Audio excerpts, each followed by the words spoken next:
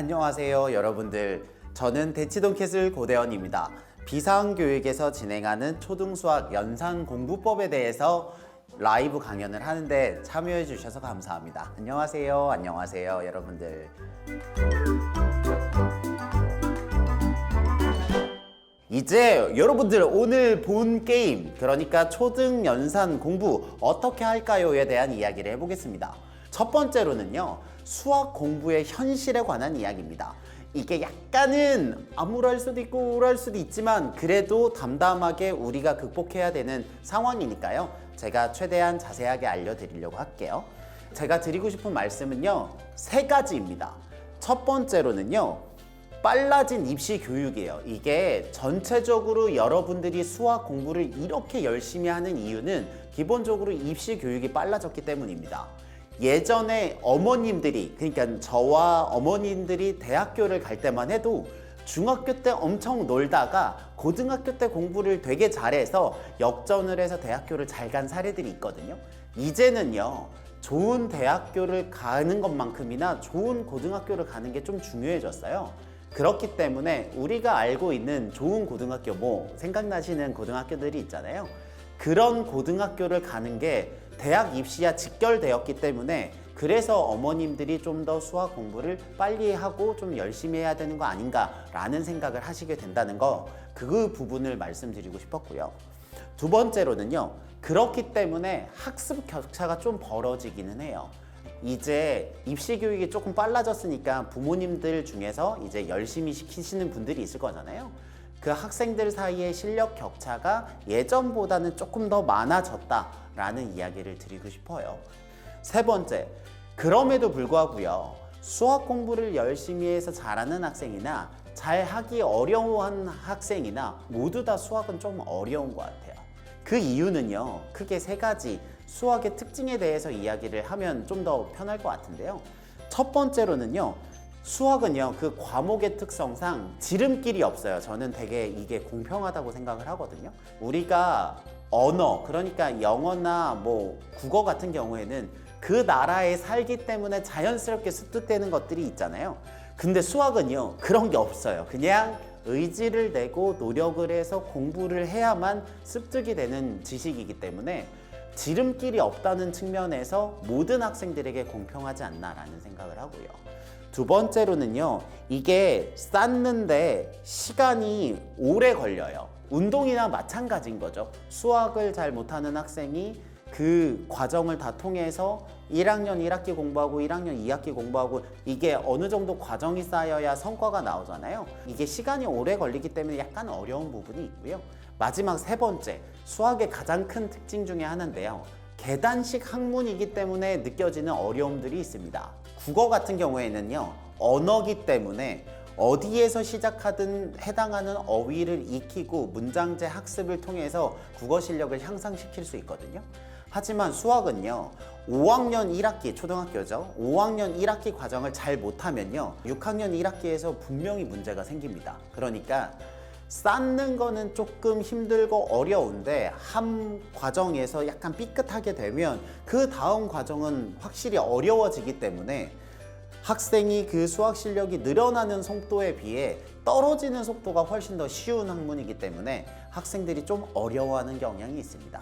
이렇게 해서 수학 공부의 현실에 대해서 이야기를 하고요. 하지만 여러분들은 걱정할 필요가 없는 게, 지금 거의 다 초등학교 학부모님 아니신가요? 우리에겐 꿈과 희망과 시간과 노력이 있습니다. 그러니까 지금부터 어떻게 방향을 설정하느냐에 따라서 결과가 많이 달라질 수 있으니까요.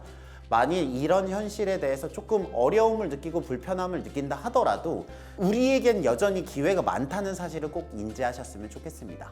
이제 두 번째, 그래서 수학 공부 어떻게 해야 되나요? 라는 수학 공부의 방향에 대해서 이야기를 해보려고 합니다.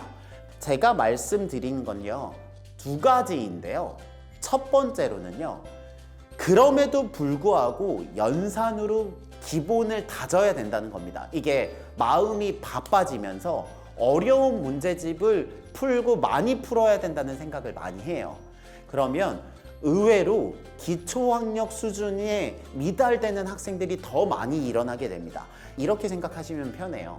저희가 헬스장을 가는데 이 친구가 운동하는 방법을 잘 몰라요. 근데 트레이너 선생님이 바디 프로필을 찍어야 된다면서 닭가슴살을 먹이고 막 야채만 먹이면서 식단을 해서 너무 타이트하게 하면 결국 그 학생은 그 자극을 견디지 못하고 부러질 수 있잖아요.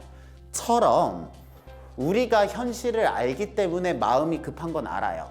근데 그렇다고 해서 학생들에게 무턱대고 심한 문제부터 풀리기 때문에 학생들이 부상을 당하고 마음의 부상인 거죠. 수학을 더 싫어하는 경우들이 많다는 이야기를 꼭 해드리고 싶었어요. 우리의 마음은 바쁘지만 시작은 정석대로 갈 수밖에 없거든요.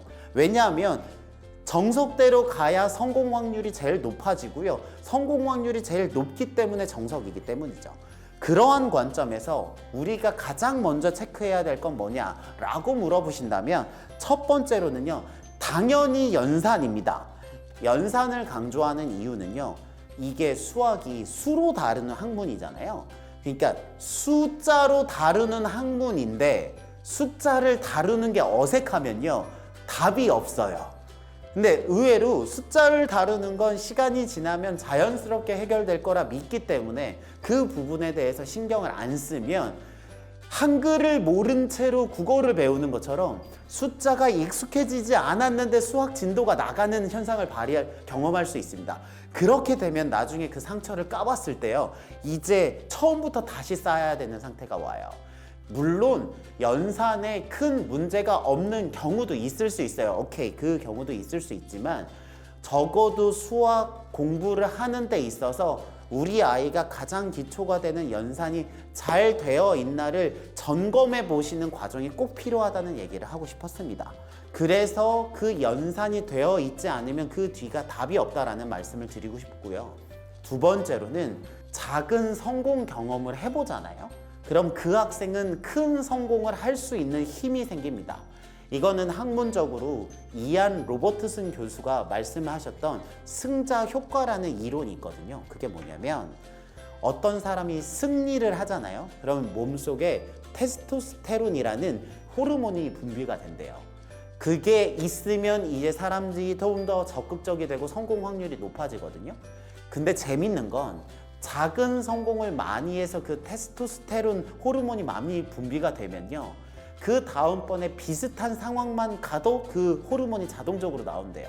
그렇기 때문에 작은 승리를 해보는 경험이 큰 승리를 하는 데 있어서 정말로 중요한 토대가 된다는 말씀이거든요.